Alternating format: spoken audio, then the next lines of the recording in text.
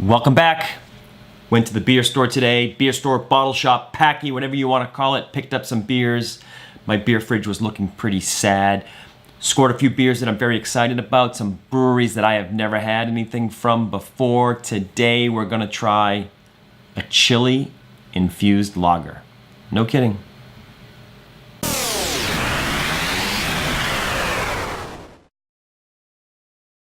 This lager is from Tommyknocker Brewing. They are in Idaho Springs, Colorado. I believe they started in 1994. Have not had anything from them before. Hadn't heard of them. Where I bought this today, I was told that they used to have distribution here in Florida and then it stopped and now they're back. Anaheim Chili Pepper Infused Lager, 5.3% ABV. The can says Mountain Town Craft Beer. Tommyknocker Mountain Town Craft Beer. Tommyknocker slipped into the mining camps of Idaho Springs in the 1800s with the discovery of gold in our mountains and streams. These mischievous elves, though hardly ever seen, were often heard singing and working. They guided many fortunate miners from harm's way into the gold they sought. So Tommyknocker, the name must refer to some elf or some Cornish kind of elf imp thing that was probably a legend with the miners, I guess. So there's the Tommyknocker with the miner's hat there. Not sure if that's their logo as well. Tommyknocker Brewing and Pub, Idaho Springs, Colorado. So there's some back at the artwork in the back is like a map. And of course, this is the green chili lager.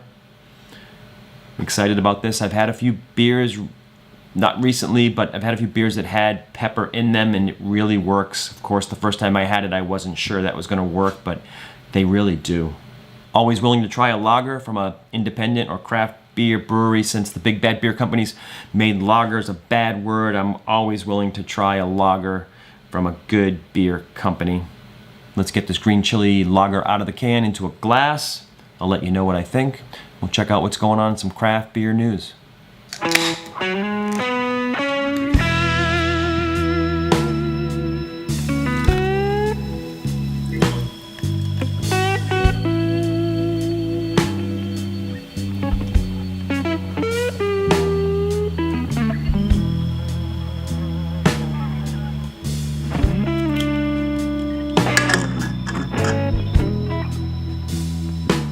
Fairly clear like a lager, a little bit of white head. It's fairly carbonated, gold color, and smells like chili peppers. Let's give this a try and see what it tastes like.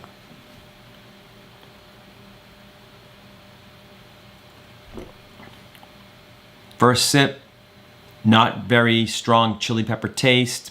It starts as a simple lager with a little something there, but immediately after you get the first swallow in, the chili peppers show up. Definitely a little bit of burn right down the center, right down the back of the throat.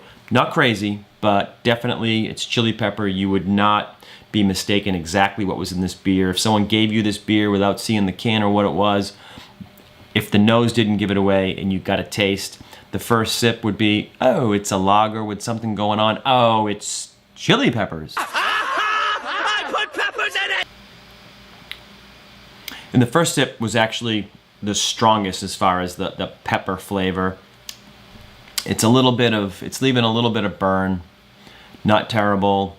The first sip seemed, the strongest. It's mellowing out. It's enjoyable. I don't know, the term maybe novelty beer comes to mind, meaning it's enjoyable, but I can't see you wouldn't go and have like 2 or 3 of these. I don't think. I wouldn't. I would have one and then that would be it. But definitely enjoyable. It's a good experience, a little bit unique. Again, I've had some other more complex beers where chili was part of all the flavors. Maybe they were darker beers, I'm not sure, but there was a lot of different flavors going on and chili was kind of like part of the whole story. This is a very simple beer with a dose of pepper. The Anaheim chili pepper has its origins apparently in Mexico, was brought to the US, California, Anaheim, where it got its name. It's 500 to 2500 on the Scoville units. It's milder, 16 times milder than the jalapeno. And again, origins in Mexico. The pepper is very versatile, I guess, since it's got mild heat. Lots of uses, lots of people can enjoy it, as opposed to people that like really hot, high Scoville peppers. This is pretty versatile and easy to use. The Anaheim pepper can vary, I guess, by its heat, whether it's grown in California versus New Mexico. I guess New Mexico versions can be hotter than the California version. And so the name does come from Anaheim, California. It was brought to California from a farmer, Emilio Ortega, who brought these peppers to California in early 20th century. And yes, it's the same Ortega behind the famous Mexican food brand. Same name, who brings us lots of tacos, salsas, peppers, and beans to the United States. So the pepper was brought to California by Emilio Ortega, who became the Ortega food brand. A little bit of history, a little bit of food history there. And as I drink it, it doesn't really change. It's the same. Simple, light lager with a little mild, peppery heat down the middle. While we enjoy our chili lager, let's check out what's going on in craft beer news.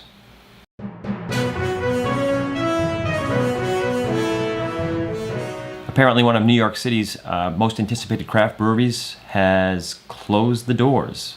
Brewing was part of the Gotham craft beer explosion that transformed New York City from 3 local production breweries in 2012 to a gold mine with 30 now operating. In 2013, Eric Feldman and Marshall Thompson were young beer enthusiasts who began dreaming. In the following 6 years, they started a brand, Braven, brewed beer under the Braven label via a contract with Saratoga Brewing. Then in 2018, they opened their own brewery and tap room in northern Brooklyn. Yet 6 months later, the tap room has been shuttered. So there you go, Braven Brewing, New York, closing its doors.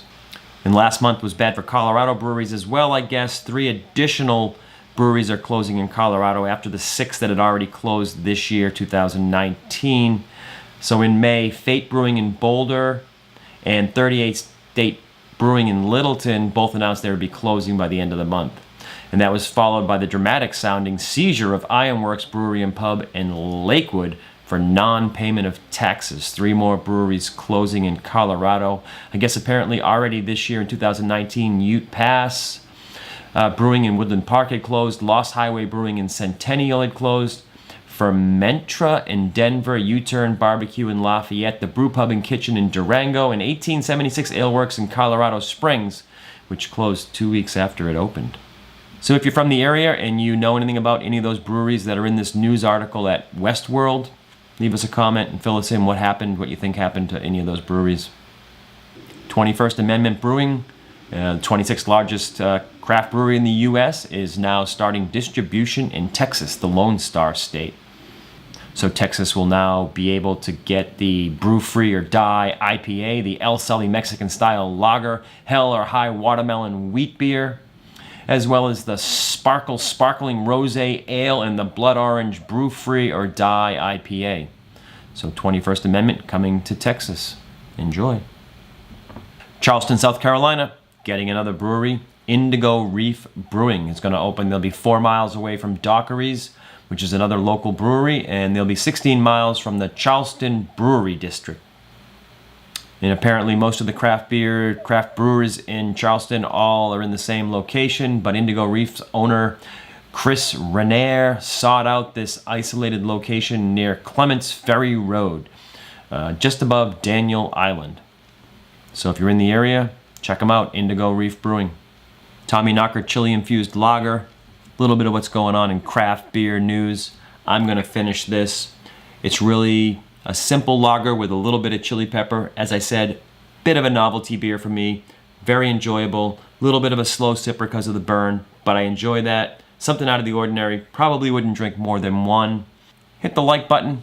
Hit that subscribe button. Leave me a comment if you've had anything from Tommyknocker, or if you have anything to add to the news we read about the different Colorado breweries closing.